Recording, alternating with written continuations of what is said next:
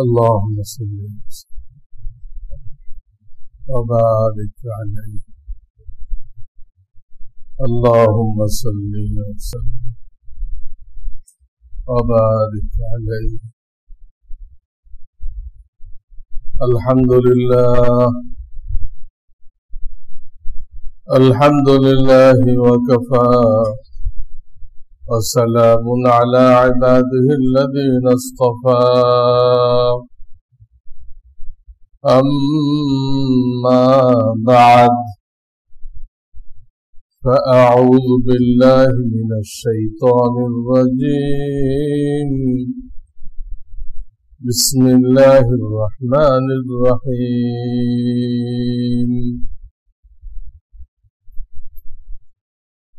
والسماء ذات البروج واليوم الموعود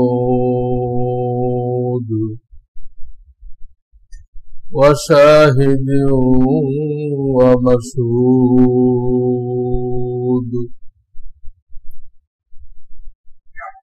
إلى آخر السورة. وقال النبي صلى الله عليه وسلم الظلم ظلمات يوم القيامة أو كما قال عليه الصلاة والسلام.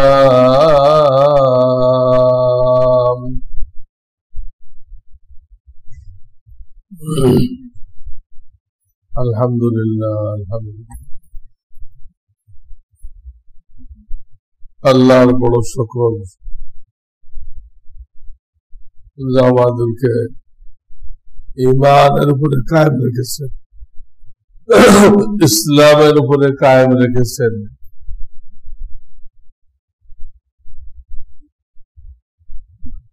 এবং দুনিয়ার দিক দিয়ে অনেক নিরাপদে রাখছেন,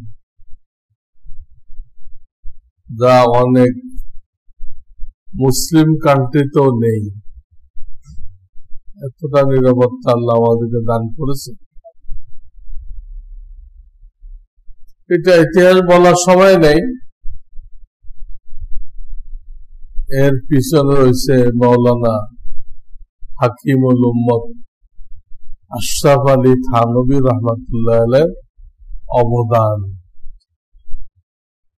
আমরা যে শান্তিতে আছি, অনেক তো ইতিহাস জানে না।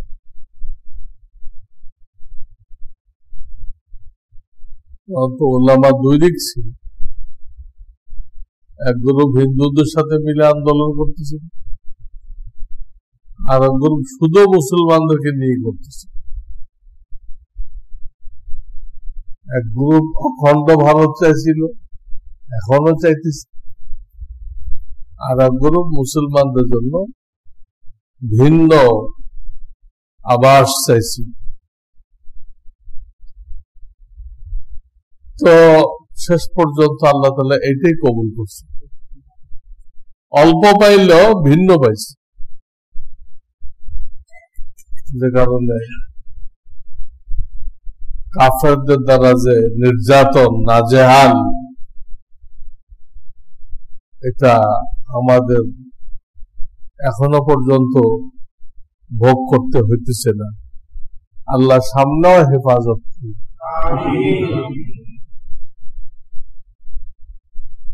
তো বর্তমান বিশ্বের পরিস্থিতি দেখলে প্রত্যেকটা মুসলমানের দিল কান্দে যে আমার ভাইয়েরা রক্তাক্ত, শিশুরা এখনো দুনিয়ার মুখ দেখতে পারলো না, শহীদ হয়ে যেতেছে, মা বোনেরা শহীদ হয়ে যেতেছে কাফেরদের হাতে। দিল কান্দে। এই ব্যাপারে আল্লাহ রাব্বুল আলামিনের ফর্মুলা কি, তিনি কি চান, তিনি কি বলেছেন, এগুলো যদি আমাদের সামনে থাকে আমাদের ঈমান আরো বেড়ে যাবে।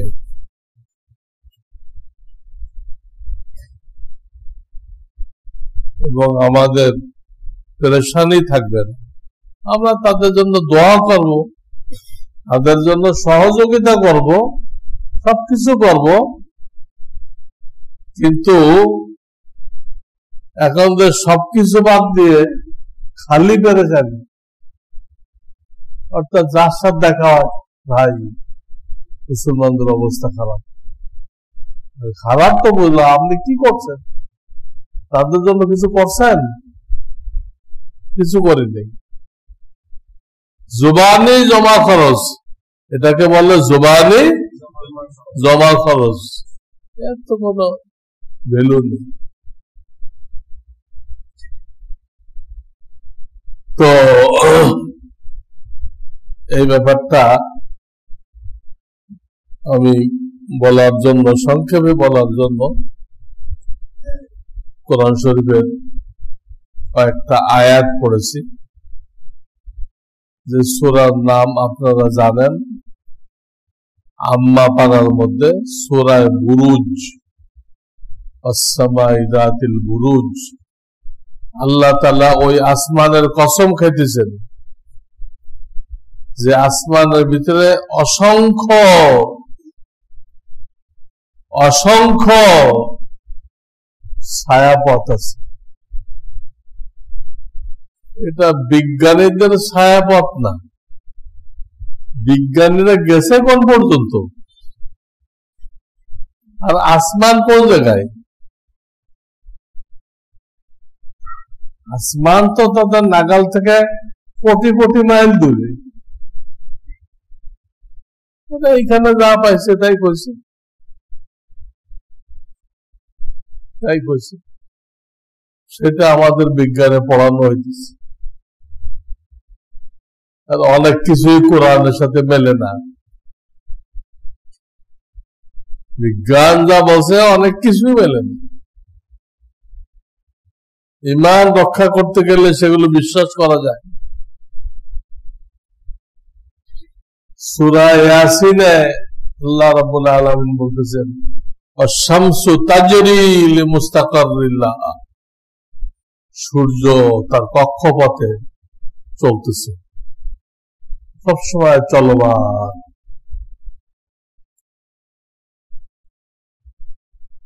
বিজ্ঞানকে এটা বলে? বিজ্ঞান তো হলো সূর্য এক জায়গায় দাঁড়ায় রয়েছে, ওর চারিপাশে পৃথিবী চলমান, পৃথিবীকে চলমান বলতেছে। তো এর তো কোন আয়াত পাইতেছি না। আয়াত পাইতেছে সূর্য চলমান। তারপরে ইব্রাহিম খলিলুল্লাহ যখন নমরুদকে দাওয়াত দিল, তুমি আমার খোদার উপর ঈমান আনো, বলল তোমার খোদাকে? বলল আমার খোদা তো ইউহয়ী ওয়া ইউমীত, তিনি জিন্দা করেন, মুর্দাকে জিন্দা করেন, আবার জিন্দাকে মুর্দা করেন, জিন্দাকে মুর্দা করেন, মুর্দাকে জিন্দা করেন। দেখেন, মুরগির থেকে ডিম আসতেছে তো মুর্দা, আর ডিমের থেকে বাচ্চা আসতেছে তো মুর্দা থেকে জিন্দা। এই কথা শুনে নমরুদ কি করলো? জেলখানা থেকে দুজন লোক আনলো, আইনে একজনকে কতল করে দিল, আর একজনকে মুক্তি দিয়ে দিল। বলে এটা তো আমিও করি, তোমার খোদার কি হলো? জেলখানার থেকে আইনে একজনে ছেড়ে দিছে, আর একজনে কতল করে দিছে। বলতে তুমি কইলা আমিও তো করি। তখন ইব্রাহিম খলিলুল্লাহ বুঝলেন যে এরকম মোটা মাথাওয়ালা লোকের আমার এই কথা বোঝানো যাবে না, সবসময় রাজা বাদশারা এরকম, আমি আগেও বলছি, সবচেয়ে বড় বড় আহমক যারা হয় তারা এইসব জায়গায় আসে। এই মোটা কথাটা সে বুঝতে পারলো না।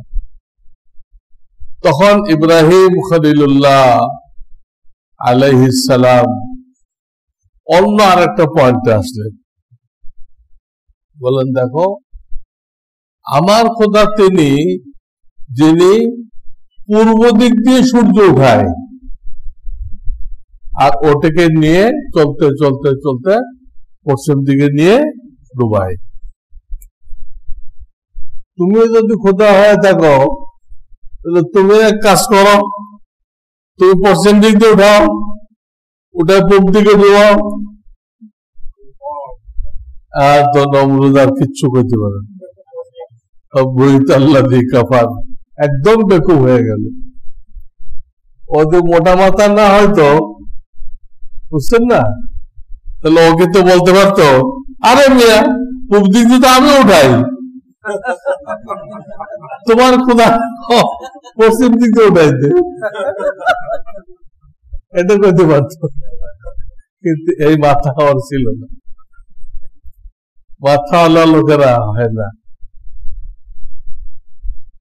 আল্লাহ, এই যে আয়াতটা শুনলেন, ইব্রাহিম খলিলুল্লাহ বললেন, এটা কোরআন শরীফের 3য় পারায় আছে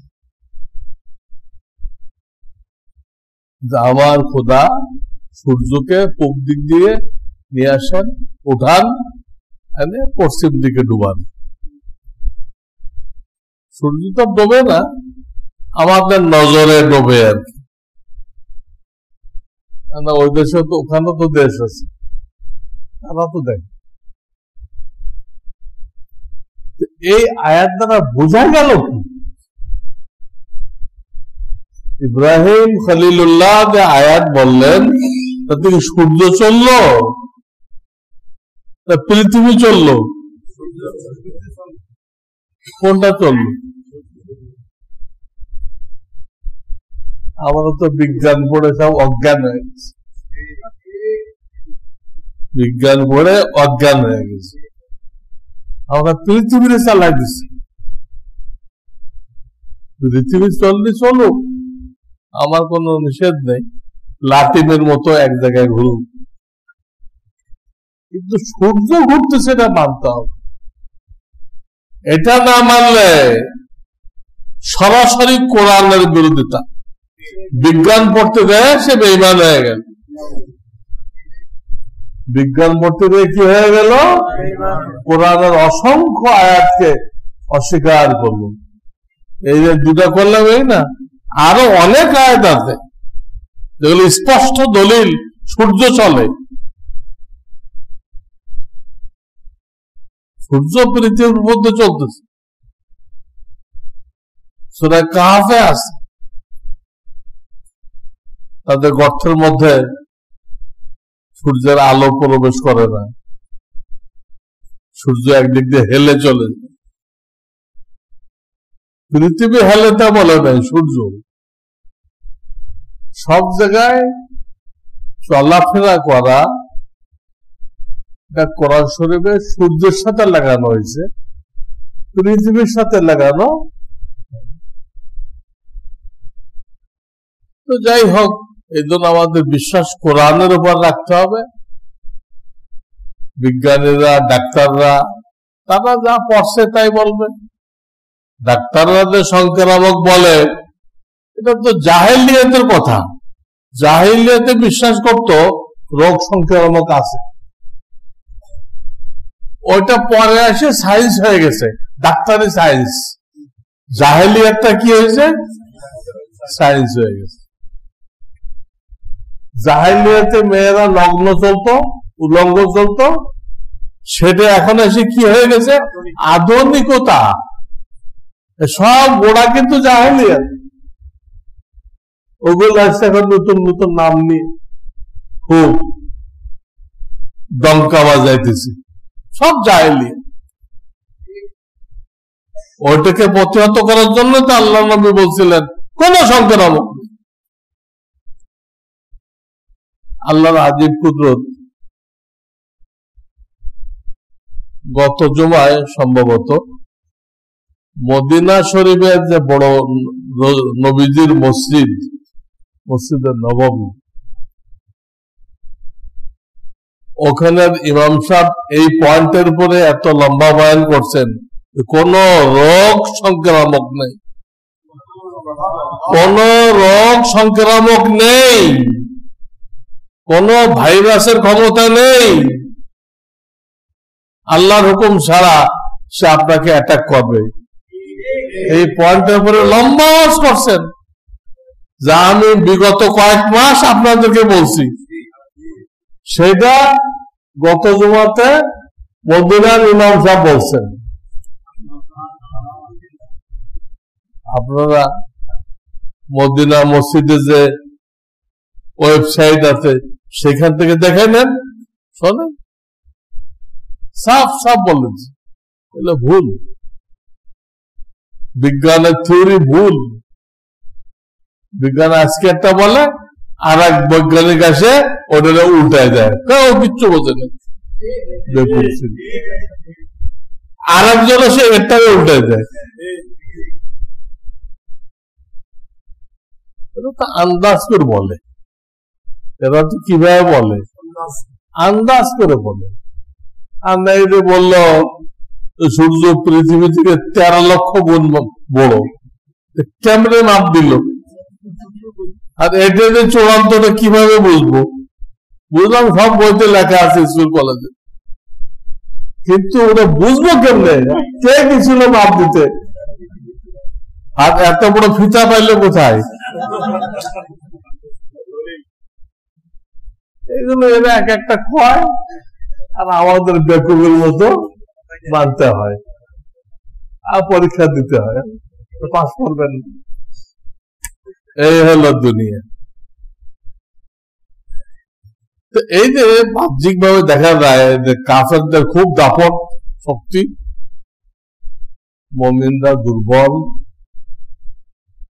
তারাই মরতে থাকে। এর মধ্যে আল্লাহ তাআলার হিকমত আছে। এইগুলো বুঝলে তখন আমাদের ইমানি শক্তিটা বেড়ে যায়, ইমানি শক্তি বেড়ে যায়। নবী করিম সাল্লাল্লাহু আলাইহি সাল্লাম যে চৌকিতে ঘুমাইতেন, সেই চৌকিতে তো কোনো তোষক ছিল না, আর তখন কাঠের চৌকি হতো না, চারপাশটা যেটা ওটা কাঠের, মাঝখানটা রশি দিয়ে বোনা, রশি দিয়ে এরপরে শুইতেন, তোষক নেই। শুনলে সবাই দুঃখ করা, উনি দোজাহানের বাচ্চা ছিলেন, ওনার একটা তোষক জোটে নাই, সবাই দুঃখ করে। আসলে আর একটা সাইড আছে যেটা আমরা দেখি না, সে সাইডটা হলো মুসলমান আরাম প্রিয় না,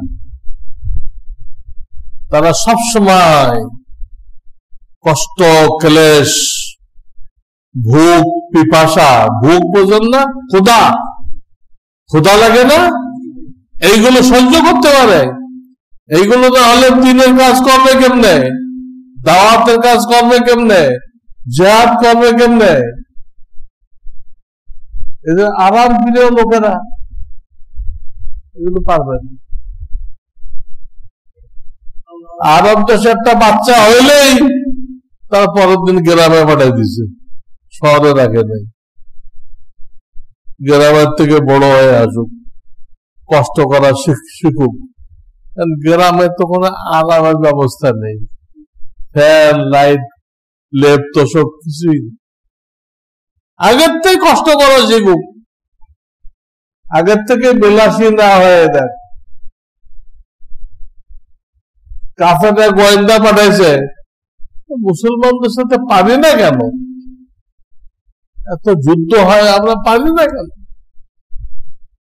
গোয়েন্দারা দেয় রিপোর্ট দিতে এদের সাথে কোনোদিনও পারা যাবে না। বললো কেন পারা যাবে না? বললো তারা আসমানকে লেপ বানায় আর জমিনকে তোষক বানায়, তারপর ঘুমায়। তার মানে ঘুমানোর কোনো সামান নেই, যেখানে রাত ওখানে কাজ। এই লোকগুলোর সাথে কে যুদ্ধ করে পারবে?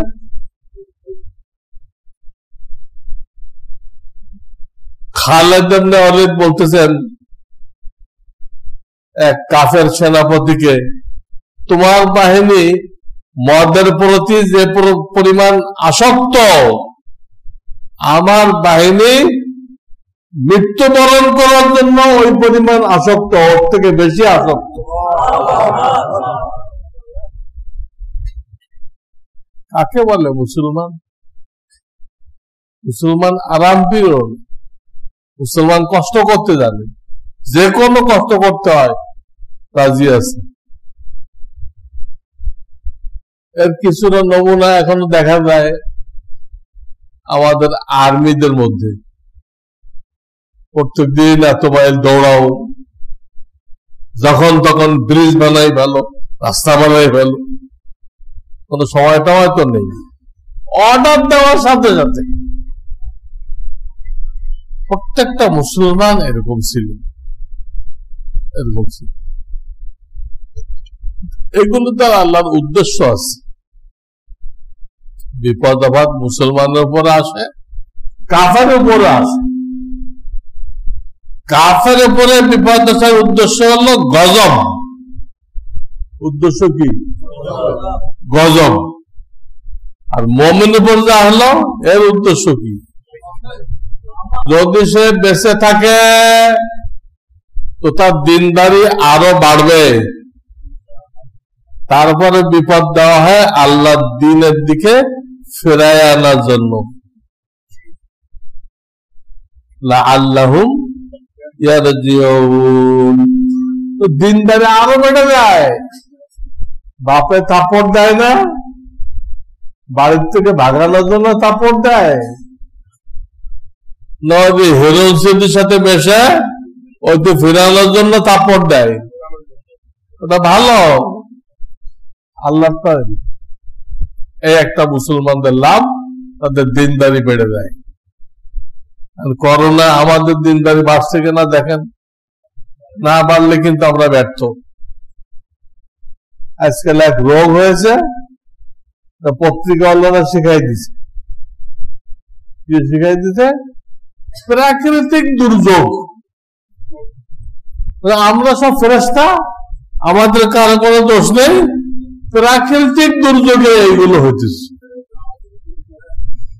প্রাকৃতিক নামে কোনো কিছু কি আছে? এটা তো কুফরি কথা। এই কথাটাই কুফরি কথা। প্রাকৃতিক কিছু নেই, সব আল্লাহর হুকুমে হইতেছে। প্রাকৃতিক দুর্যোগ কি? আমাদের গুনার কারণে আসতেছে। প্রাকৃতিক কি?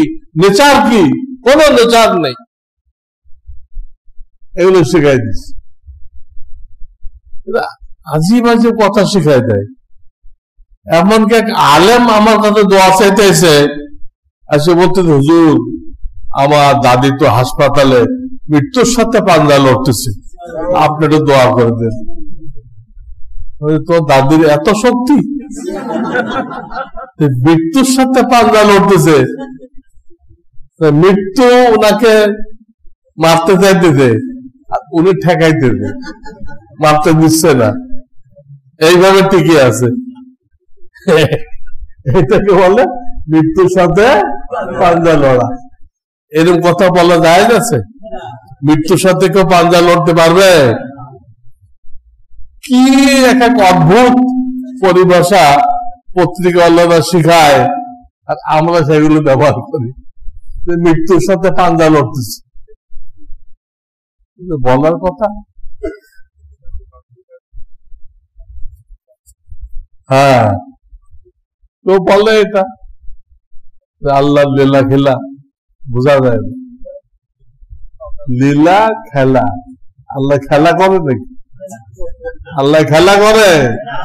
লীলা খেলা কি হলো? হ্যাঁ, এগুলো কাফেররা লেখে। তাদের দেবতাদের ইতিহাস আছে সব দুশ্চরিত্র। তাদের দেবতাদের ইতিহাস আপনারা তো পড়েন নাই, কেউ পড়লে মরছে হয়তো। সব দুশ্চরিত্র, শত শত তারাই লিখছে ইতিহাস, আর এইগুলো লিখছে। শত শত মহিলাকে নষ্ট করছে। ওইগুলো ব্যাখ্যা করছে এইভাবে, এইগুলো ওনাদের কোনো খারাপ উদ্দেশ্য ছিল না। ওনাদের এতগুলো মহিলার সাথে জেনা করলেন, ওদের উদ্দেশ্য খারাপ ছিল না, আমাদের ভগবানের লীলা খেলা। জেনা করতেছে, তাদের মনের মধ্যে কোনো দোষ ছিল না। কত বড় গরু চিন্তা করেন।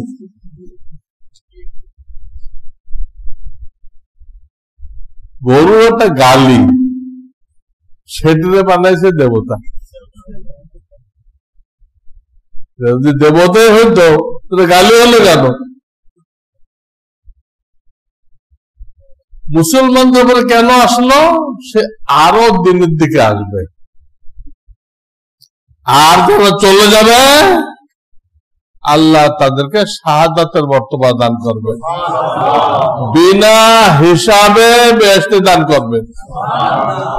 এবং হাসরের ময়দানে সে অসংখ্য মানুষকে সুপারিশ করে, শাফাত করে আল্লাহর হুকুমে বেহেশতে নিয়ে যাবেন। এলো দ্বিতীয় ফায়দা, শাহাদাত, শহীদ হওয়া। শহীদ হওয়া দেখে আরবিতে বলে শাহাদাত, শাহাদাতের মর্তবা দান করবে। অসংখ্য ফায়দা আছে। 3 নম্বরে একটা ফায়দা হলো, মুমিনদের পরে এই যে বিপদ আসলো, তারা মারা পড়লো, শহীদ হয়ে গেল, এইটা দেখে অসংখ্য কাফের মুসলমান হয়ে যাবে। এটা দেখে তারা ইসলামকে নিয়ে স্টাডি করতে বাধ্য হবে যে আমরা কেন মুসলমানদের মারতেছি, এতে দোষটা কি? আসলে কি ইসলাম সন্ত্রাসী ধর্ম নাকি? তারা বুঝতে চায়। তাদের তো দুনিয়ার দিক দিয়ে জ্ঞান আছে, আসলে কি সন্ত্রাসী নাকি আমাদেরকে ভুল বোঝানো হইতেছে। বোঝানোর জন্য তারা ইসলামকে নিয়ে খুব চর্চা করে। চর্চা করতে যায় কি হয়ে যায়? মুসলমান হয়ে যায়। মুসলমানদের শাহাদাত দেখে অসংখ্য কাফের মুসলমান হয়ে যায়। কোরআন এমন এক কিতাব, হাজার লোকের ইতিহাস পাবেন যে গেছিল কোরআনের ভুল ধরতে, ভুল তো ধরতে পারে নাই, মুসলমান হয়ে গেছে। ভুল তো ধরতে পারে নাই, উল্টা সে কি হয়ে গেছে? তাহলে এরকম তো কোনো কিতাবই হয় না, কোনো কিতাবই হয় না।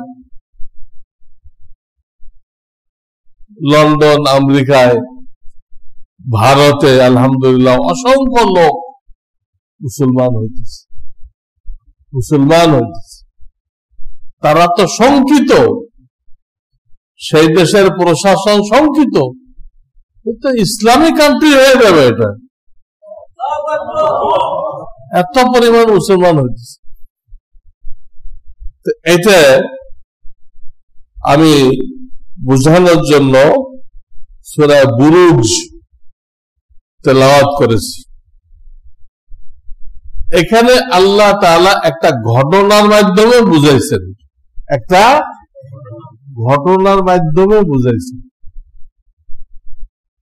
ঘটনাটা ঘটছে আমাদের নবী আলাইহিস সালামের জন্মের 70 বছর আগে। কতদিন আগে? 70 বছর আগে ইয়ামানের ভিতরে নাজরান এলাকায়, ইয়ামানের ভিতরে কোন জায়গায়? নাজরান এলাকায় এক বাদশা ছিল, তার নাম ইউসুফ জু নওয়াজ বাদশাহ। তো ওই জামানায় বাদশারা চলতো জ্যোতিষীদের কথায়। তাদের কথায়? এখনকার জামানায় উপদেষ্টা থাকে, বুঝছেন না? আর যারা রাজা বাদশাহ হয় তাদের কি থাকে? উপদেষ্টা থাকে। আর ট্রাম্পের মতো পাগল দেশ চালালো কেমনে? এরকম বদ্ধ পাগল। হ্যাঁ, ফেল করছে, ইলেকশনে ফেল করছে, তারপর লোকজন নিয়ে গেছে মারামারি করতে, মারামারি করে প্রেসিডেন্ট হবে। কত বড় পাগল! তার আমল তো আমেরিকা চলছে। কিভাবে চলছে? উপদেষ্টাদের কারণে। উপদেষ্টাদের না থাকতো আর ওর বুঝ মতো চালাইতো, আজকে আমেরিকা বেড়ান হয়ে গেছে, মানব শূন্য হয়ে গেছে। ওর বুদ্ধি দিয়ে চালাইলে তো বুদ্ধি নেই, বুদ্ধি নেই। আর তো কোন বেকুব পাইলে তুই কি ট্রাম্প নাকি? কোন লোক যদি কোনো উল্টা পাল্টা কাজ করে গালি হয়ে গেছে, তুই কি ট্রাম্প নাকি? বেকুব নাকি তুই? তো ওই জামানায় রাজা বাদশারা চলতো জ্যোতিষীদের কথায়, গণক। তো গণক সাহেব বলল, আমি তো বুড়া হয়ে গেছি, আমি তো বেশি দিন বাঁচবো না, আপনি আমাকে খুব তুখোড় ব্রেনি একটা বালক আমাকে দেন, আমার বিদ্যাটা আমি তাকে শিখাই দিয়ে দেই, তাহলে আপনি তার কথায় চলতে পারবেন। ফেরাউন যে এত লক্ষ লক্ষ বনি ইসরায়েলের শিশুদেরকে মারল, কেন মারছিল? এক গণকের কথায়। গণক বলছিল বনি ইসরায়েলের মধ্যে শিশু জন্ম নিচ্ছে, যে শিশুর হাতে তোমার পতন হবে। এই পতন ঠেকানোর জন্য সে এই মারছে। কিন্তু যার হাতে পতন হবে তারা কিন্তু মারে নাই, তারা নিজের বাড়িতে লালন পালন করছে। আল্লাহর কুদরত, আল্লাহ। তো এই কথা বলার পরে বাদশাহ তুখোড় বেরেনি একটা ছেলে নিয়ে আসলো ওই জ্যোতিষীর কাছে, তোমাকে দিলাম, এদের তৈরি করো। ওই ছেলেটার নাম হলো আব্দুল্লাহ তামের। আব্দুল্লাহ তামের ছেলেটার নাম। এটা মুসলিম শরীফের হাদিস, বুখারী মুসলিম, মুসলিম শরীফের হাদিস, সব তাফসীরের কিতাবে আছে। তারা দিল, ও বাড়িতে প্রত্যেক দিন এই জ্যোতিষীর কাছে আসতো ওই বিদ্যা শিখতে। কিন্তু পথে একটা ধর্মযাজকের বাড়ি পড়তো, ওর বাড়ির থেকে গণকের বাড়িতে আসতো। পথে কি পড়তো? ধর্মযাজক। অনেক লোকজন এখানে, ও একটু বসতো এখানে, বসে দেখেন উনি যা বলে খুব সুন্দর সুন্দর কথা, খুব ইনসাফের কথা, ভালো ভালো কথা। তো যাতায়াতের পথে যাওয়ার সময় বসতো, আসার সময় বসতো। এই নিয়ে ওর বাড়িতে রাগারাগি করতো, তুই টাইম মতো আসিস না কেন? গণক রাগারাগি করতো, তুমি টাইম মতো আসো না কেন? ও একটা বাহানা দিয়ে কাটাই দিত। এইভাবে চলতেছে, সে গণক বিদ্যা শিখতেছে, এদিক দিয়ে ধর্মযাজক থেকে আল্লাহ দিন শিখতেছে। ওই সময় ঈসা আলাইহিস সালামের ধর্ম চলতেছিল, ওটা হক ছিল তখন। ওটা কি ছিল? হক। ওটা শিখতেছিল সে। ইতিমধ্যে একদিন রাস্তার মধ্যে বিরাট এক জানোয়ার বাঘ, সিংহ এই টাইপের বড় এক জানোয়ার রাস্তায় বসে আছে, দুই দিক দিয়ে লোকজন সব আটকা পড়ে গেছে, কেউ যেতে পারতেছে না। বালক কি করলো, এক টুকরা, একটা পাথরের টুকরা নিল, নিয়ে ওই বাঘের গায়ে মারলো। এই কথা বলে আল্লাহ, এই ধর্মযাজকের রব তুমি যদি সত্য হয়ে থাকো, এই বাঘটা যেন মরে যায়, আর গরব যদি ঠিক হয়ে থাকে তাহলে যেন না মরে, গরব ঠিক হলে যেন না মরে, আর ধর্মযাজক ঠিক হলে এই জানোয়ারটা যেন মরে যায়। এই কয়ে মেরে দিল, ঠিকই বাঘটা মরে গেল।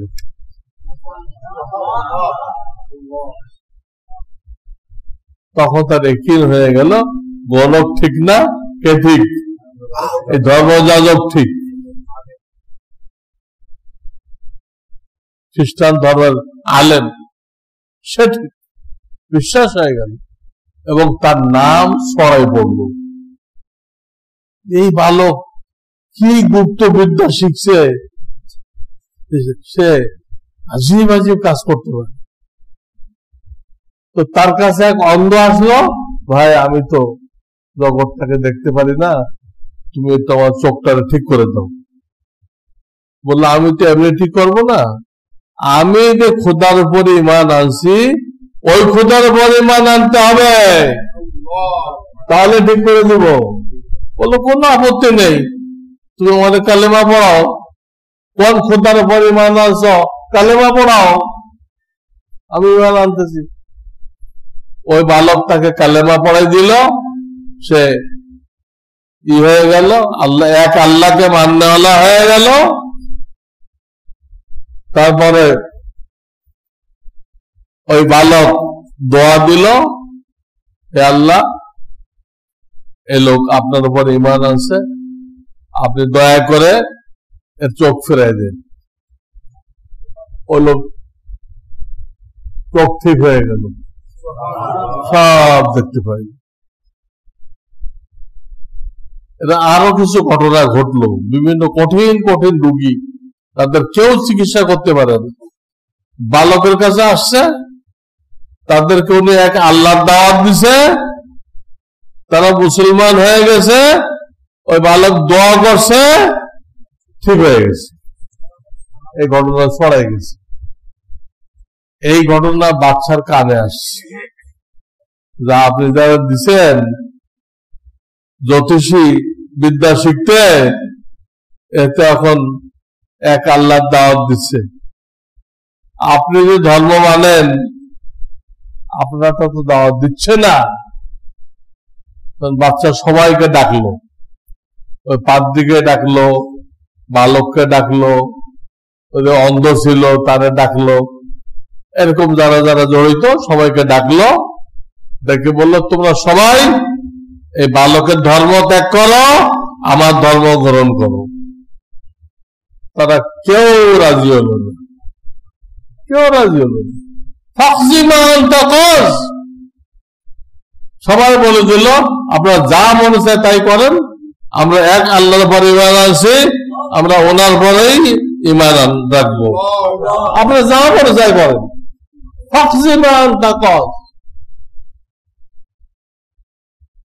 জাদুঘররাও বলছিল, এই ফেরাউন যাদের কাজ ছিল, তারা তো মুসলমান হয়ে গেছে।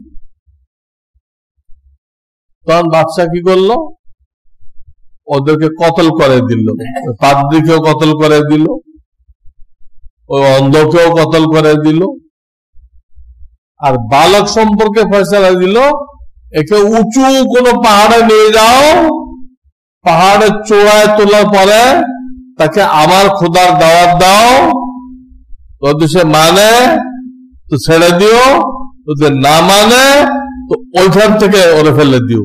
উঁচু পাহাড় 2-3 মাইল উঁচা, ওইতে ফেলে দিলে হাড্ডি গুড্ডি থাকবে কিছু, সব শেষ। লোকেরা নিয়ে পাহাড়ের চূড়ায় উঠলো, উঠে বলল তুমি এক খোদা বাদ দাও, আমাদের বাচ্চা যে খোদাকে মানে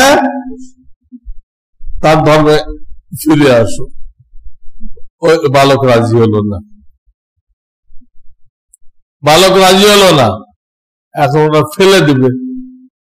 তখন বালক একটা দোয়া পড়লো, আল্লাহ মাগফিনিহিম বিমা শি'তা, আল্লাহ তুমি এদের পক্ষ থেকে আমার জন্য যথেষ্ট হয়ে যাও। আল্লাহ তুমি আমার জন্য এই যে লোকগুলো আমাদের ফেলে দিতে আসছে এদের পক্ষ থেকে কি হয়ে যাও। আল্লাহ আল্লাহুম্মা কফিনিহিম বিমা শি'তা, আল্লাহুম্মা কফিনিহিম বিমা শি'তা। এখনো আপনার কোন দুশমন থাকলে আপনি এই দোয়া পড়েন, ওই দুশমন কোনো ক্ষতি করতে পারবেন। আল্লাহুম্মা কফিনিহিম বিমা শি'তা, এই দোয়া পড়লো, পড়লে এমন পাহাড় এমন কাঁপতে আরম্ভ করলো, পাহাড়ের মধ্যে ভূমিকম্প শুরু হয়ে গেল। তারা নিয়ে গেছিল সবগুলো পড়ে মরে শেষ হয়ে গেল, বালকের কিছুই হল না, বালক দিব্যি চলে আসছে। বাচ্চাকে কি আজীবন। পরে বাচ্চায় কি করলো, আর একদল লোক দিল,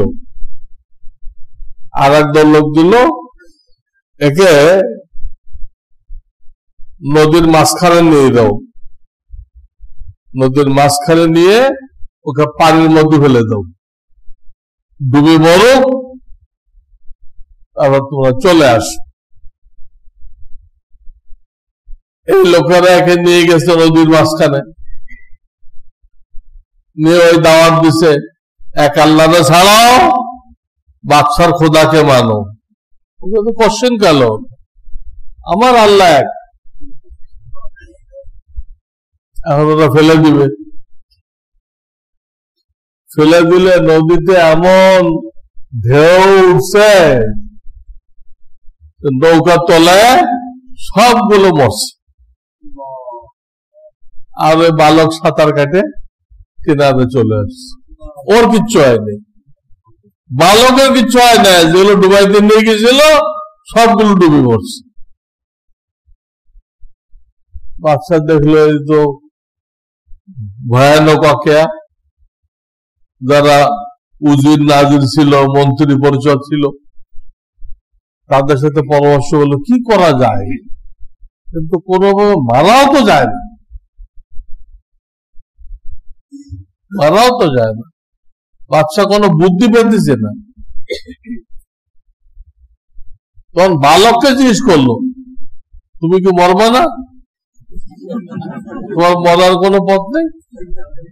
হ্যাঁ আছে, সে বুদ্ধিটা আমার কাছে নিতে হবে, আমার মরার পথ আছে, কিন্তু ওই বুদ্ধিটা আমার কাছে নিতে হবে। কি? শহরের সমস্ত লোক ডাকেন, দেখে কোন একটা ময়দানে জমা করেন, সমস্ত লোক ডাকেন, দেখে আমাকে শুলি কাস্টে চড়াই দেন, শুলি কাস্টে চড়াই দেন, চড়াই দেওয়ার পরে আমার থলির থেকে একটা তীর নেন, আপনাদের তীর না, আমার থলি থেকে একটা কি নেন, তীর নেন, নিয়ে আপনি আমার রবের কথা বলে ওই তীরটা মারেন, ও রব্বে হাযাল গোলাম, রব্বে হাযাল গোলাম। এই বাচ্চার যে রব আছে সে রবের দোহাই দিয়ে আমি এই তীরটা নিক্ষেপ করলাম, আমার রবের খোদার দোহাই দিয়ে আপনি আমাকে তীর মারেন, তাহলে আমি মরে যাব, এই ছাড়া আমাকে মারার আর কোন রাস্তা নেই। তো বাচ্চা আর তো কোনো রাস্তা নেই, এই বালক যেটা বললো এটাই রাস্তা। এতে বাধ্য হয়ে শহরের লোকজন জড়ো করলো, করে ওকে শুলি চড়াইলো, ওর থেকে একটা তীর নিল, তীর ওর বুকে বুকে মারলো, মারলে ও শহীদ হয়ে গেল, কালেমা পড়ে শহীদ হয়ে গেল।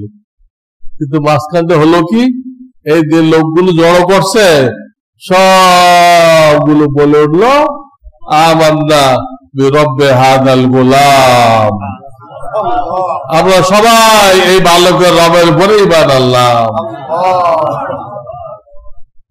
এক নাসুদ দোসুদ, সলা নাসুদ বালা সুদ। আপনারা ফার্সি বুঝেন? তাহলে কেমনে হবে?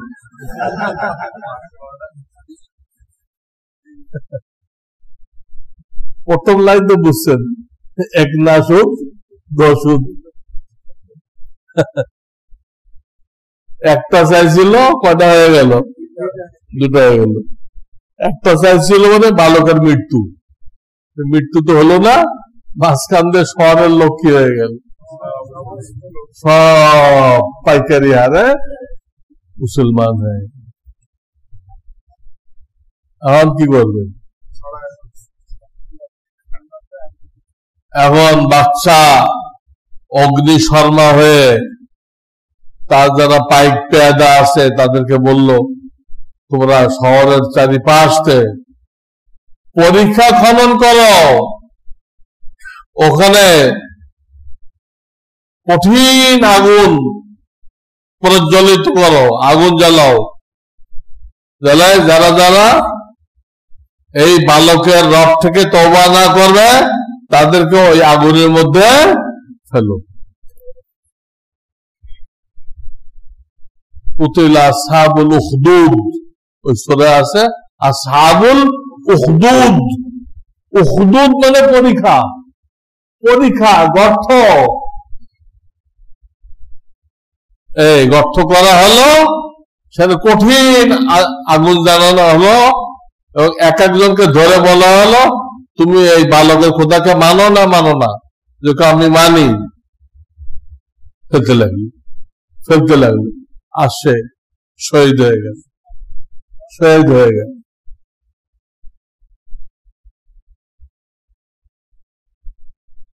এক মহিলা, তার কোলে ছোট বাচ্চা ছিল, ইতস্তত করতেছিল। বাচ্চা বলল, মা আপনি ভয় পেয়েন না, এটা জান্নাত। এই বাচ্চার আগুন, এটাই কি জান্নাত। দাজ্জালও তো জান্নাত জাহান্নাম নিয়ে আসবে, কিন্তু দাজ্জালের জাহান্নামটা কি? জান্নাত। আর দাজ্জালের জান্নাতটা কি? জাহান্নাম। তো বুঝতে চেষ্টা করেন। এবং দাজ্জাল যদি আসে, কথার কথা কালকে আসলো, শোনা গেল যে ঢাকা শহরে দাজ্জাল ঢুকছে, কেউ দেখতে যাবেন না, সবাই ঢাকা ছেড়ে ডেমরা, ভাকুরতা, কোথায় সব চলে যাবে। হাদিসে দাজ্জালকে দেখতে যাওয়া নিষেধ, কোন বাতিলকে দেখতে যাওয়া নিষেধ।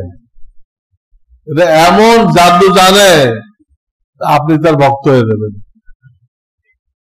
যত বাতিল আছে এরা জাদু দিয়ে মানুষকে ভক্ত করে, যে দেখতে যাবে। কিতাবে এমন ঘটনা লিখছে আমাদের আকাবেররা, মুরব্বীরা, এক ভণ্ড পীরের সাথে বহস করার জন্য তার সবচেয়ে তুখার ছাত্রকে পাঠাইছে। সেই তুখার ছাত্র ওই ভণ্ডের কাছে মরে দিচ্ছে, সবচেয়ে তুখারটা পাঠাইছে, ওই ভণ্ডা মরে দিয়েছে। তার মুড়ি হলে চুল কাটতে হবে, ভুরু কাটতে হবে, মোষ কাটতে হবে, দাড়ি কাটতে হবে, সব কেটে ফুটবল হইতে হবে। ওটা লম্বা কিসা, ওই কিসা আমি আর বলবো না। দেখেন, ভণ্ডদের দেখতে গেলে ভণ্ডের ভক্ত হয়ে যায়। তো ও শিশু বলল, মা আপনি ভয় পেন না, ঝাঁপ দেন। আল্লাহ ওখানে একটা কুদরত জাহির করছিলেন। এই লোকগুলোকে যখন আগুনে ফেলছে, ফেলার আগে আল্লাহ তাদের জান কবজ করে দিয়েছেন। তারা আগুনের কোনো কষ্ট পায়নি, দেহটা পড়ছে। দেহ পড়লে কি হলো, জান তো আগে চলে গেছে। দেখতে মনে হয়েছে সব আগুনে জ্বালাই দিল, কিন্তু আসলে আগুনের কষ্ট একজনও পায় নাই এই কিস্সার মধ্যে। এরপরে একটা পর্যায়ে যায় আল্লাহ তার কুদরতকে জাহির করলেন। পয়লা চান্সে আল্লাহ কুদরত জাহির করে না। মুসলমানদের একটা পর্যায়ে যায় তাদের কষ্ট ক্লেশ সহ্য করার একটা পর্যায়ে যায় আল্লাহ তার কুদরতকে জাহির করেন। আল্লাহ জাহির করলেন, এদের এখানে একটা পরীক্ষা, ওইখানে একটা পরীক্ষা।